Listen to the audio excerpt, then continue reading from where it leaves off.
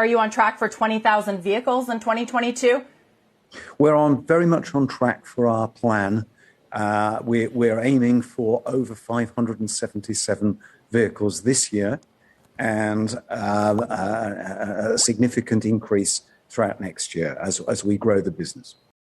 Hey, I'm Stephen and this is Solving the Money Problem. If you're new, welcome. If you're not, welcome back. Now, sorry to rain on your parade here, ladies and gentlemen, but something's up with Lucid Motors. Doesn't smell very good. Now, I'm not suggesting they're a scam with nothing but vaporware and a narcissistic CEO, which was the case with Nikola Motors. Shout out to Trevor Meltdown Milton. I hope you're doing okay, man. Enjoy your freedom while it lasts. However, Peter Rawlinson is unable to give a straight answer. In a recent interview with CNBC, he seemed to be reading off a prompter with some special notes rather than speaking from the heart, aka just sharing facts about the company. Very careful, very delicate about what he did and did not say. And this is not a good sign. Now, don't get me wrong. Lucid have real technology and a real product that they are really planning to actually produce at volume. No question about that whatsoever. But the fact that Peter Rawlinson is unwilling to give straight answers and unwilling to commit to prior commitments is a really big red flag. And in fact, I get the suspicion now that Peter Rawlinson is treading very, very carefully, being ultra cautious about what he says because he does not want to get himself in hot water. Now, there's absolutely nothing wrong with being cautious, choosing your words carefully and making sure you've got your facts straight. The issue I take with Peter Rawlinson in this interview is he seems unwilling to actually answer questions. It's like Neo in the Matrix in bullet time, just dodging question after question after question.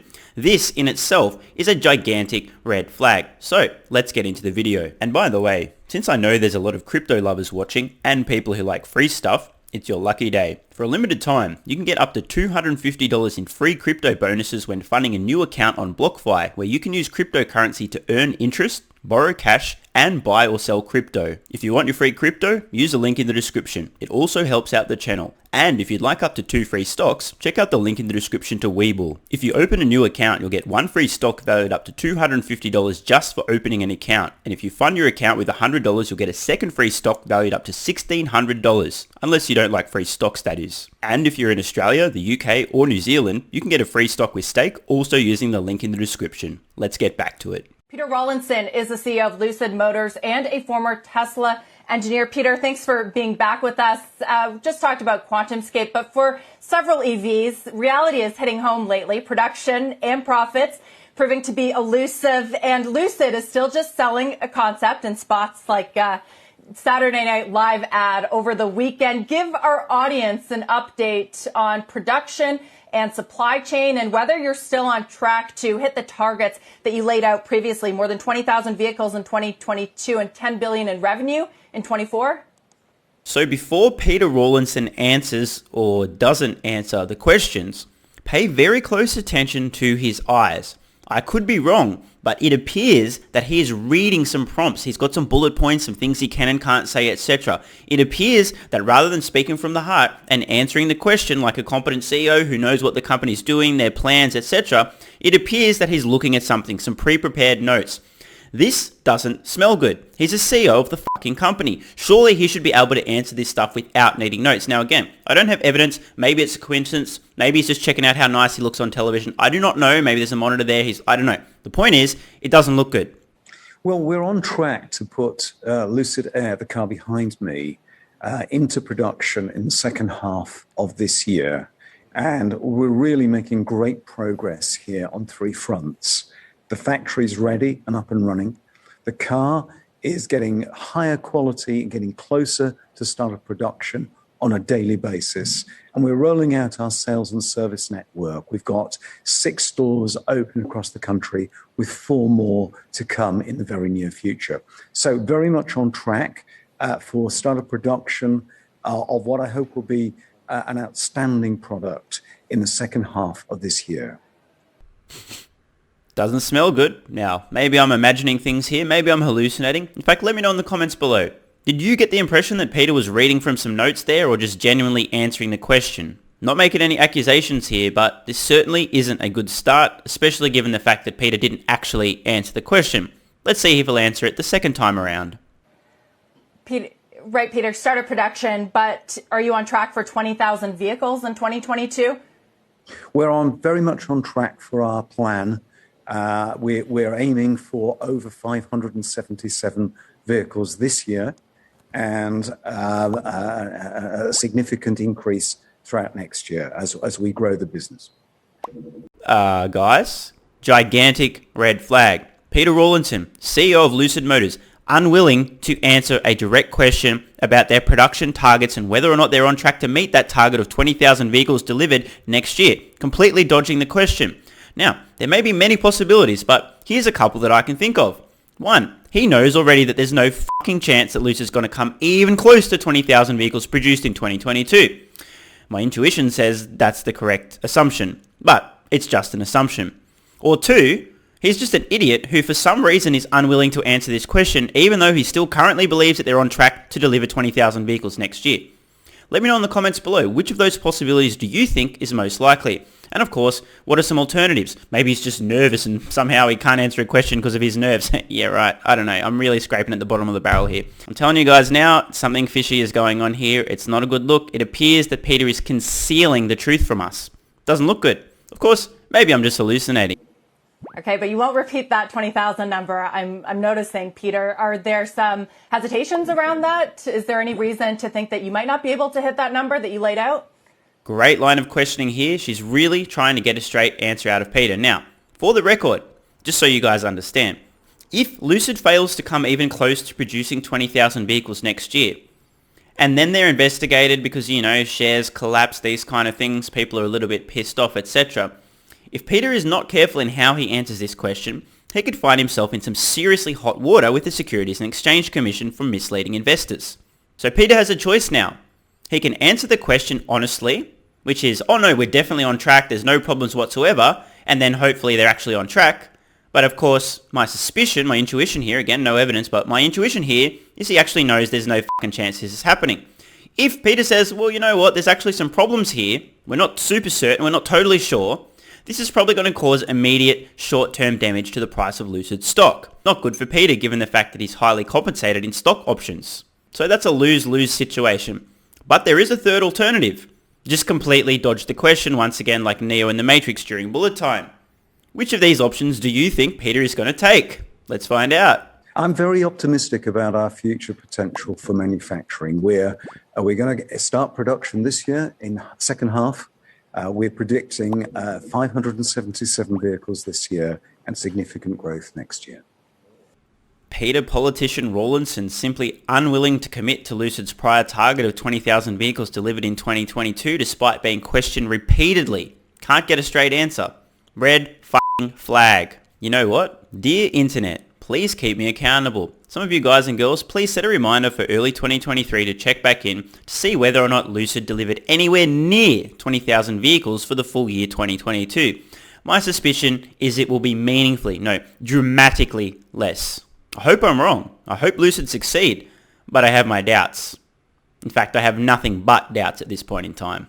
Okay, Peter, I'm wondering if you can talk a little bit about your incentives. Elon Musk famously does not take a salary, but has an incentive-based structure that is tied to financial milestones. Can you give us any color on your equity in Lucid, your salary, especially after giving up majority ownership to the Saudi sovereign wealth fund a few years ago?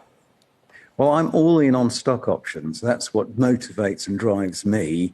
And that's really my view of the potential future of this company. So that's what I'm really working for, primarily stock options and my current stock options in the company. Allow me to translate. Now, I'm just hypothesizing here. Don't have any evidence. Could totally be wrong, but this is what I just heard. I'm all in on stock options. That's what motivates and drives me not to give you a straight answer when you ask me anything that could cause damage to the stock price before I'm able to sell any of my shares. And there was also a very interesting tidbit there. Now, it could have been a slip of the tongue. There could be other reasons there. So again, not making accusations. But Peter also said, that's what I'm working for primarily. Now, maybe he's also interested in the acclaim and the prestige of building a successful electric vehicle company. Maybe that's motivating him as well. Or maybe he's also taken a salary. Now, I don't know for sure. But again, it doesn't really feel like a straight answer. First of all, he says I'm all in on stock options. Then he follows up saying that's what I'm working for primarily, as in primarily, not exclusively, but primarily. Now again, I could be reading into the tea leaves a little bit too much here, but I just wanted to point that out as well. Things just, they don't smell good. And I just wonder, Peter, why go public now pre-production rather than raise more money in private markets? As I mentioned, you were quite successful in doing so from the Saudis. Do retail investors give electric vehicle companies better valuations and terms? Well, I think we were in a very good position because unlike so many other startups, Lucid was in a strong financial position where we could choose our route to going public through either a traditional IPO or through the SPAC process. And we felt that the SPAC process was a very useful tool for us to secure a great amount of funding. We've secured $4.4 billion through the SPAC and the PIPE. And that collectively secures our future. It takes us well past the start of production of Lucid Air, the car behind me, and it takes us into 2023, close to when we'll be putting our second product into production, the Gravity. So first of all, let's have a look at Nikola Corporation. I think I pronounced that name right. So what happened? Stock went to the moon, up over 500%. Brain dead retail investors who clearly couldn't see this was a scam. I mean, I'm just going to be honest. It was very obvious from day one. Literally every single person that invested in this company didn't do enough research. So it's on them. Good on them. Hopefully they've learned the lesson. Don't be an idiot. Do your research. And when a company has so many red flags, it looks like a Chinese Communist Party rally, maybe you should take that into consideration. What's happened since the peak? Nikola stock down over 80%. Not surprising. And in my opinion, it's still got more to go. The stock has been rolling downhill under its own propulsion since its peak in the middle of 2020. And I think it's going to continue to roll downhill until it basically gets to zero. Maybe I'm wrong, but I doubt it. Now we're looking at Fraudstown Motors. I think I pronounced that name correctly as well. Let's see what happened with this bad boy. Huge run up, over 170%, almost 200% gain on the stock. Then a tumble, then another bounce. I don't know what people are doing. Oh, you're going to buy the dip. Yeah, let's just ignore the fraudulent pre-orders and just, yep. But of course, same pattern.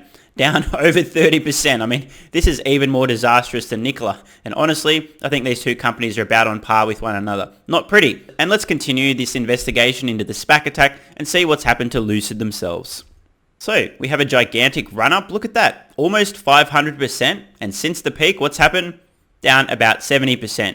Now, look, you guys and girls are welcome to invest in anything you like. I'm not judging here. I just want to issue a few words of caution. If you discover red flags, it's worth paying attention to those and just thinking a little bit, doing some research and investigation. You know what? Maybe there's something here.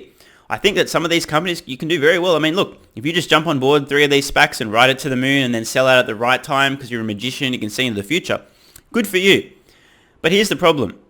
At this point in time, there's so many morons out there in the stock market who don't do any research whatsoever. They just throw money at these opportunities. Like, oh my God, I need to get the next Tesla. That there's going to be catastrophic losses. It's very important to understand what is the future of this company. Can they actually reach volume production? Are they actually a legitimate company? Are we getting straight and honest answers from the people at the company speaking to the media? Or are they dodging very important questions? Moral of the story, think more and invest less. Let me know in the comments below. What do you guys think about Lucid Motors? Did Peter Rawlinson just simply look like he wasn't giving a straight answer and was reading from a script rather than actually answering from the heart? Or am I imagining things? Do you own Lucid stock? Have you considered investing in the company? And finally, do you think they will ever reach volume production on any vehicle? I'm Stephen Mark Ryan. This is Solving the Money Problem, and I love you all. And don't forget, if you'd like up to $250 in free crypto bonuses with BlockFi, use the link in the description. You can also get 2 free stocks with WeBull and a free stock with Stake, also linked in the description. Thanks so much for watching. Let me know your thoughts in the comments below. And of course, if you have any ideas for future videos, let me know. I read all your comments. P.S. If you're still watching, you're awesome. If you'd like early access, exclusive videos, regular Q&As, our private Discord server and more, consider supporting the channel at patreon.com/solvingthemoneyproblem so I can keep creating content for you guys. There's a link in the description. You can now also become a member of the channel for some exclusive perks. To learn more, click the join button next to subscribe. And don't forget to check out our merch store. Either way, the best form of support is you being here and watching, so thanks again.